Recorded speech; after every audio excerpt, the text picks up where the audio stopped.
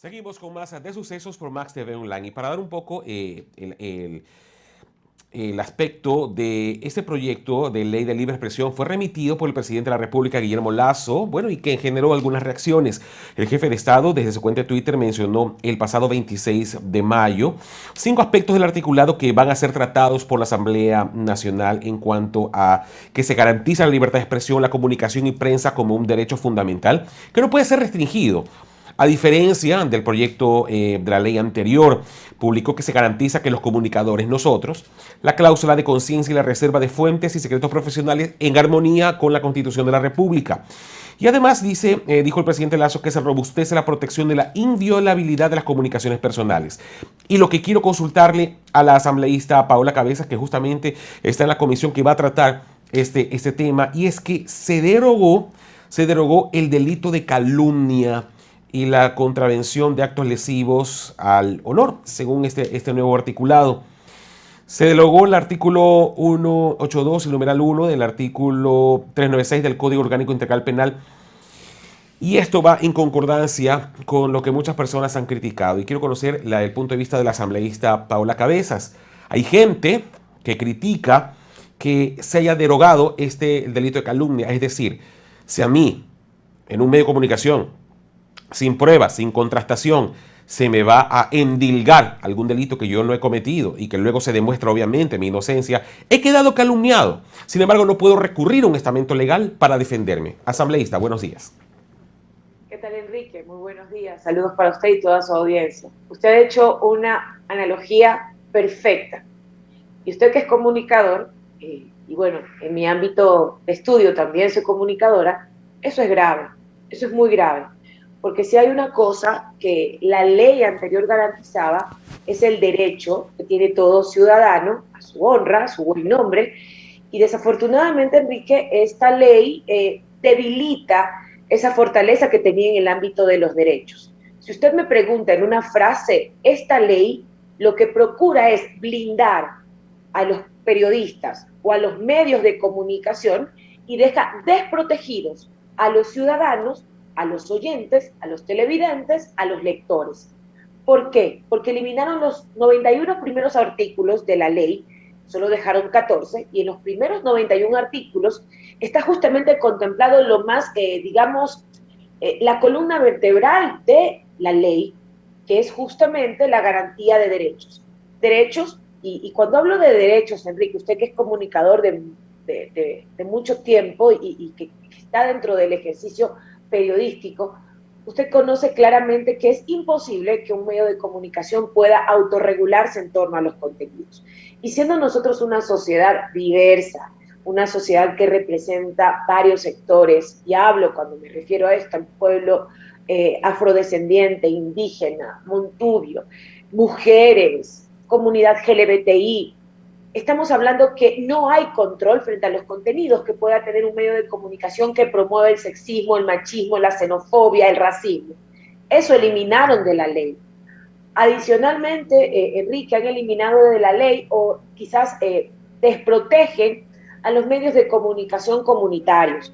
Usted sabe que nuestra Constitución, es más, deja en la ley porque la Constitución de Montecristi reglamenta que debe en el Ecuador existir una ley de comunicación, pero adicionalmente están violentando el principio fundamental de la comunicación como un derecho humano.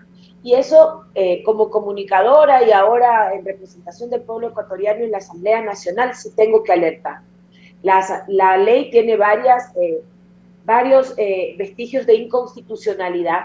Justamente el CAL hoy tiene que tratar este proyecto de ley y darse cuenta si es que tiene estos conceptos que son importantes y archivarla, o en este caso, si decide darle paso, llegaría a la Comisión de Garantías Constitucionales, Derechos Colectivos y Derechos Humanos e Interculturalidad, que es justamente la comisión en la que me encuentro. Y sí, muy preocupada porque el proyecto de ley en realidad no protege los derechos de los ciudadanos. En realidad blinda a los periodistas, blinda a los medios de comunicación y deja abierta una gran posibilidad para que en realidad las personas se queden en la indefensión. ¿Y qué decir, Enrique? Con esto concluyo un poco el concepto de lo que yo noto de negativo de la ley, es que no se garantizan los derechos de los comunicadores. Y ahí yo quiero ir mucho más allá, porque la comunicación no solo la hacen los medios.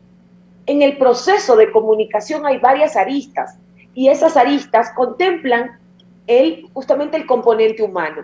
¿Qué hay del periodista, del reportero, del fotógrafo, del editor, de todos los que permiten que usted y yo en este momento estemos transmitiendo estas ideas a la ciudadanía? No solamente es usted y yo, hay todo un equipo detrás. ¿Qué pasa con los derechos laborales de los que hacen en realidad la comunicación?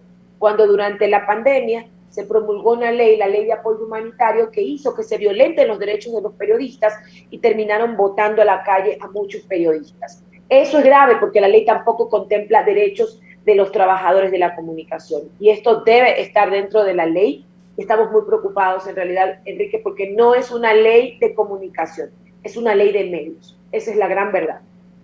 En ese aspecto, asambleísta, yo tengo que ser bastante sincero. Con el espíritu de la anterior ley de comunicación, yo comulgué mucho. Lo que nunca comulgué, y lo que creo que tal vez eso despertó al cuco y que hizo satanizar esa ley, fue la tan malograda Supercom, que puso ahí autoridades que lo que se dedicaron, y lo conozco muy bien, porque en el medio en que yo laboraba, eran unos folios transcritos con todo lo que habíamos dicho, todo con pinza, en cuanto a esta persona, que yo apreciaba, era un apreciado colega para mí, pero sin embargo se dedicó a esa cacería de brujas. Y ese organismo que, como usted bien lo dijo, que debería de haber regulado en concordancia al derecho y obviamente a una libertad de expresión probada, se dedicó justamente a hacer una santa inquisición. Tal vez eso fue lo que desencadenó en esto, asambleísta, porque si no hubiera si tal vez esa figura, esa autoridad, ese organismo de control no hubiera sido lo que fue, tal vez no estaríamos abordando una reforma, tal vez hubiera quedado igual. Mire, es que una cosa es la institucionalidad y otra cosa son las personas. Aquí estamos haciendo un juicio de valor sobre una persona y no valoramos la institucionalidad. Yéndome a la ley, la misma Constitución de Montecristi establece que debe existir un ente más que de control, un ente que regule la comunicación, y ese es el Cordicón, que lo eliminan también. Eso es inconstitucional, Enrique. El Cordicón, que es el que da de una u otra manera la línea para que los medios se puedan justamente, insisto, no hay regulación, no hay posibilidad, Enrique, y usted que es comunicador sabe que no hay posibilidad que un medio de comunicación se pueda autorregular. No es verdad. Entonces el Cordicón cumple este rol. Ahora, usted me pregunta, dentro de la ley inicial, Supercom nunca estuvo contemplado. Yo tampoco estuve de acuerdo con la Supercom porque no era un organismo que estaba contemplado en la ley inicial. No estaba. Sin embargo, se anexó y bueno, puede haber obviamente comentarios a favor o en contra, pero Enrique, si vamos al espíritu real, mire, ¿sabe lo que pasa con esta ley actual? Que se elimina, por ejemplo, el derecho a la réplica. Queda a discrecionalidad del medio. O sea, por ejemplo, en mi caso soy una figura pública y si en algún momento un medio de comunicación me elude, quizás me siento aludida, perdón, yo podría pedir el derecho a la réplica. Seguramente me lo permitirán porque soy una persona pública. Pero ¿qué hay de una persona el cual pide este derecho a la réplica? Una persona común y sencilla. Entonces queda discrecionalidad del medio. No le van a dar la posibilidad de un derecho a la réplica. ¿Y qué decir de la rectificación? Enrique, ¿puede un medio equivocarse frente a un dato, una información? Como usted decía hace un momento, me pueden acusar de algo y si yo pido la rectificación, no, lo desaparece. Entonces son principios fundamentales que no se pueden perder del espíritu de una ley, Enrique. Entonces esto no pasa por la Supercom, pasa porque están debilitando a la ley, dejando todo. Insisto, yo quiero ser muy directa y clara en esto. Esta no es una ley de comunicación, es una ley de medios. Blinda a los periodistas, blinda a los medios de comunicación y deja en indefensión a los que pueden hacer uso de los contenidos tanto audiovisuales, quienes leen un medio de comunicación o quienes escuchan en una radio. Esta es la gran verdad. Eso no está bien y creo que tendremos que abrir un debate amplio sobre la ley de comunicación en donde intervengan también los actores que están dentro del proceso de la comunicación, porque no puede ser vista la comunicación solo desde la mirada del dueño del medio o solo desde la mirada de un periodista que seguramente tiene el privilegio que no tienen otros, porque también, Enrique, hay periodistas de primera, de segunda, de tercera, ¿y qué le diría? Hay los del subsuelo que ni siquiera están contemplados dentro de esta ley. Entonces, una ley debe garantizar derechos para todos y para todas. Asambleísta, para comprender el proceso legislativo, este cuerpo, este proyecto llega a la Asamblea. Obviamente, se lo tiene que tratar tal como está. Pueden haber reformas, puede haber aportaciones. Yo confío, por ejemplo, en asambleístas como usted, que es comunicadora también de trayectoria. Hay otros comunicadores ahí también en la Asamblea. De pronto que se puedan hacer aportaciones que yo sí, como también concuerdo con usted. Creo que la Cordicón también como espíritu sí tuvo que haber tenido una mayor participación o protagonismo en cuanto a esa regulación, pero la Supercon fue la que obviamente se llevó todo este estamento. Pero no podría haber una aportación a este proyecto que entregó el presidente Lazo. ¿Podría haber de pronto aportaciones para que ese proyecto global pueda ser ya tratado en pleno? ¿O es este proyecto y no puede ser movido? Lo bueno de una ley es que tiene esa posibilidad y ahí en ese sentido, Enrique, a usted y a todo el gremio, ojalá pudiera existir aportes desde la realidad que viven los comunicadores. Esta ley puede fortalecerse. Si se le quitan todos los vestigios de inconstitucionalidad que tiene, esta ley evidentemente va a ser muy rica. Yo en campaña decía, y siempre hablaba con los colegas periodistas, con amigos con los cuales tenía la posibilidad de conversar y me preguntaban sobre la ley de comunicación. Mira, a la larga uno no deja de ser comunicador. Esta es mi carrera, es en la que me especialicé, ha sido mi ámbito de trabajo toda mi vida. Ahora, evidentemente, por la confianza del pueblo ecuatoriano, estoy cumpliendo un rol de legisladora, pero tengo también la responsabilidad desde esta curul que me ha concedido el pueblo ecuatoriano, amplificar voces. Ojalá tengamos la posibilidad de contar con muchos de ustedes, ojalá usted mismo, Enrique, ojalá muchos compañeros a los que conozco, que tienen una larga trayectoria, puedan revisar la ley y que le hagamos grandes aportes. Creo que hoy también es una posibilidad de ciudadanizar esta ley, porque no hay privilegios en la comunicación no es privilegiada para unos pocos. La comunicación debe tener ese espíritu de democratizar la palabra. En el momento que las ideas, los conceptos también se elitizan, hemos perdido todos. Entonces, Enrique, sí, evidentemente, hablando un poco de cómo se maneja la parte parlamentaria, la ley llega al CAL, al Consejo de la Administración Pública, perdón, al Consejo de la Administración Legislativa, llega a ser tratado por el CAL, ellos revisan obviamente que el proyecto cumpla con ciertos requisitos. Yo en lo personal creo que hay algunos vestigios de inconstitucionalidad, sin embargo, esto lo analiza el CAL y el CAL ahí decide a la comisión que debe ir. Las últimas reformas que se le hizo a la ley de comunicación se trataron justamente en la comisión en la que me encuentro y aspiramos que en esa misma línea la ley llegue a nuestra comisión. Ya evidentemente llegando a nuestra comisión, el presidente tratará la ley y nosotros allí tendremos la posibilidad de abrir las puertas de todos los actores para que puedan contribuir con esta ley. Creo que podemos hacer una mejor ley. La ley que ha mandado el presidente de la República es muy laxa, escueta y como le digo, quiero insistir en ello, no es una ley de comunicación, es una ley de medios. Así que tenemos una gran oportunidad, Enrique, desde todos los sectores poder aportar para enriquecer esa ley y que en realidad sea una ley que garantice derechos, tanto de los medios, de los periodistas, pero también de quienes consumen los productos comunicacionales que emiten los medios de comunicación.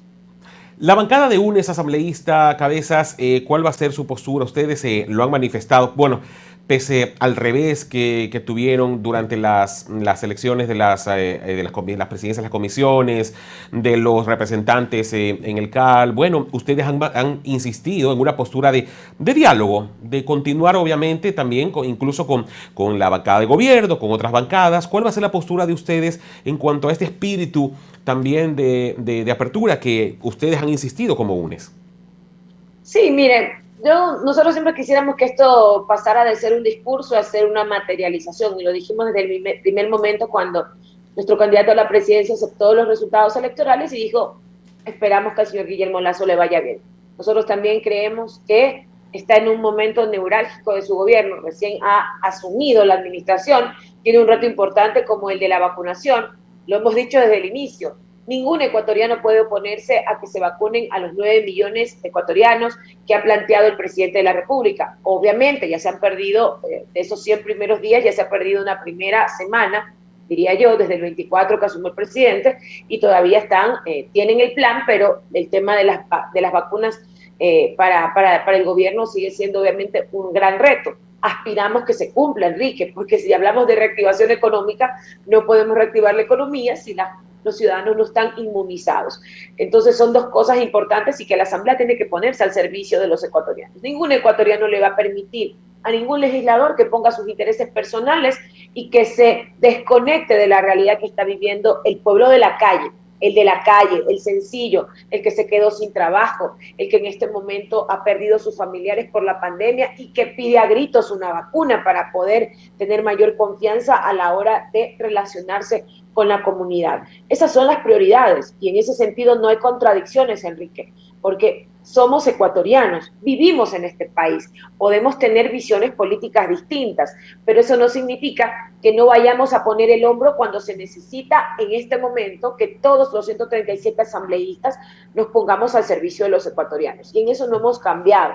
Sí, vamos a estar siempre en contra de muchas acciones que se pueden llevar dentro de la asamblea, esas prácticas que a veces no conllevan a construir y a respetar. Nosotros ganamos las elecciones legislativas, Enrique. Somos la primera fuerza política del legislativo, con 49 legisladores, más de 3 millones de ecuatorianos que nos apoyaron en las urnas.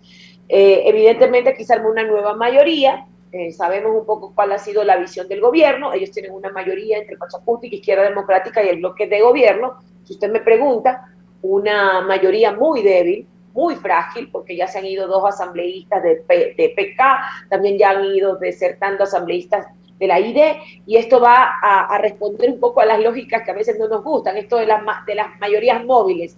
Eso no lo escuchábamos hace mucho tiempo, pero bueno, creo que la asamblea actual, justamente por su composición y su diversidad, contempla que se puedan generar estos escenarios que no le hacen mucho bien al Ejecutivo. Sin embargo, insisto, nosotros no hemos cambiado nuestra posición. Primero es el país, vamos a apoyar todo lo que venga en beneficio de los ecuatorianos, pero también elevaremos nuestra voz cuando se intente privatizar sectores estratégicos, cuando se intente privatizar la salud y la educación, que son derechos fundamentales para los ecuatorianos. En eso nunca estaremos a favor y elevaremos nuestra voz. En contra de privatizar, pero concesionar, ¿ustedes lo consideran igual? Pero por supuesto, Enrique, hay que revisar la ley. La norma es clara, la norma es muy clara.